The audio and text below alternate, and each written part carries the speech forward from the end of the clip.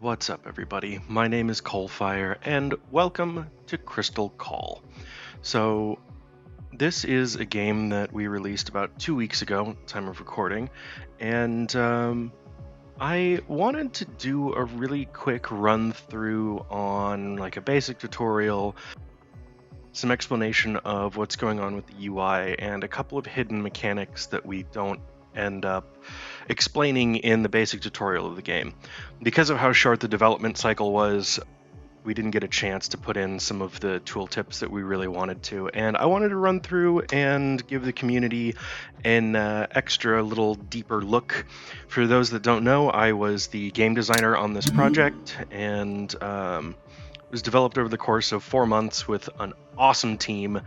And yeah, I wanted to jump in and give people a little bit deeper look into the game, or if they're having a hard time picking it up, some additional little things going on. And I'll go ahead and throw all of the timestamps for that if you're looking for something in particular down in the description so you can jump around.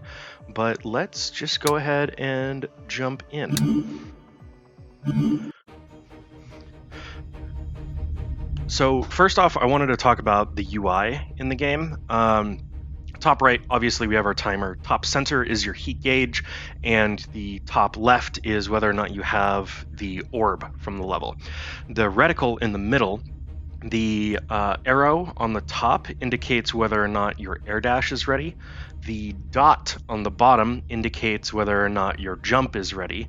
The bars along the outside indicate whether or not how much time slow that you have left, and the quadrants in the center are whether or not you are ready for an anchor dash, which is a mechanic that we explain a little bit later on.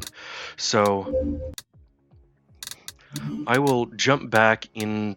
I'll jump into level 5 to show the anchor dash on the reticle. So when you are out of range of an anchor, it will be spinning slowly. The reticle in the middle of your screen will not be glowing, and the quadrants in the center will be separated and black.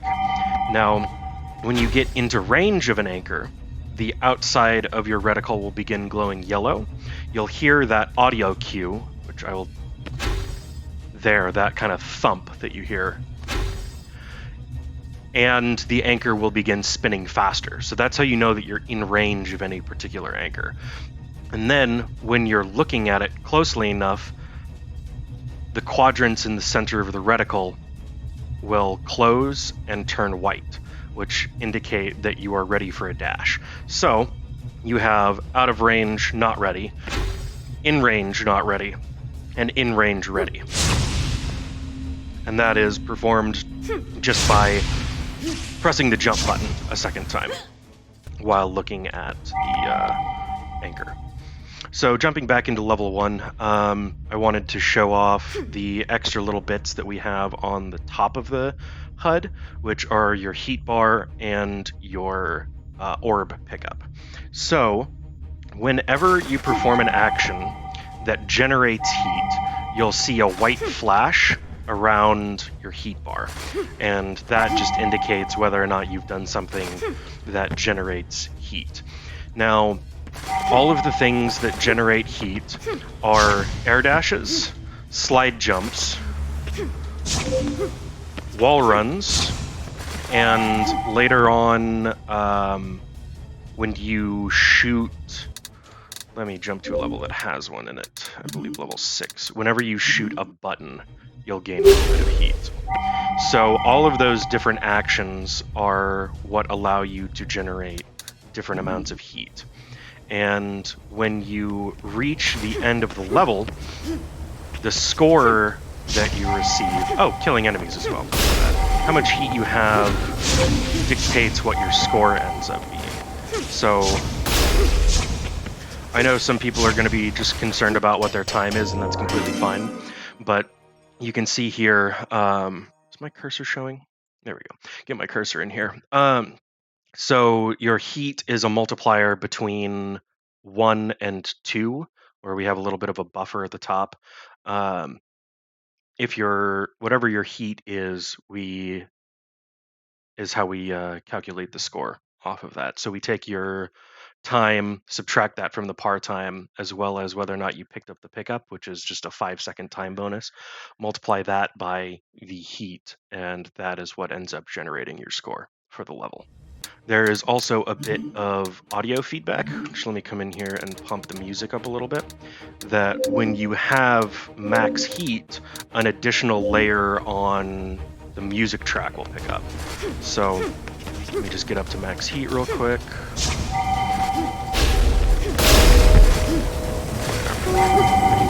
There's those chimes that are on top of the regular like rhythm track will only play when you have max heat. So one hidden mechanic that we have that I wanted to talk about that we don't explain in the game at all is the game's momentum system. And that is, along with the camera system and our sound design, I think one of the reasons the game feels the way that it does. And how the momentum system works is that it controls your minimum and maximum potential speed at any specific point in time.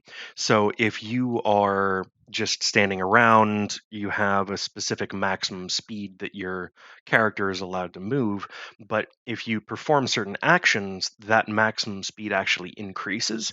And it's a subtle way of increasing the player's maximum potential speed while they're interacting with the game in the way that we intend people to. And the way that that works is that whenever you jump, slide, or wall run, we add a couple of units to the maximum amount of speed that the player is allowed to have, and that slowly decays over time. So if the player just runs and jumps, they're not going to be moving as fast as the game allows. However, if we jump back to the beginning and we slide jump, then we're going to end up being able to move a little bit faster. And then if we do a series of wall jumps, each one of those increases the maximum potential amount of speed that the player is allowed to have. And it's not a huge amount, but it's enough to make a difference in your time at the end of the level. And our programmers worked really damn hard on that. And I just wanted to give it a little shred of daylight because it doesn't always come across. Due to the fact that we don't actually explain it in game. It's just a little thing that goes on in the background that helps with the overall feel of speed in the game. So yeah, I think that covers just about everything that I wanted to talk about that wasn't covered specifically in game. If you want to give it a try for yourself, the link is down in the description below. We really appreciate any reviews, feedback that you might have. So yeah, let us know what you think. This has been Crystal Call. Thank you so much for watching. My name is CoalFire, and I will see you next time.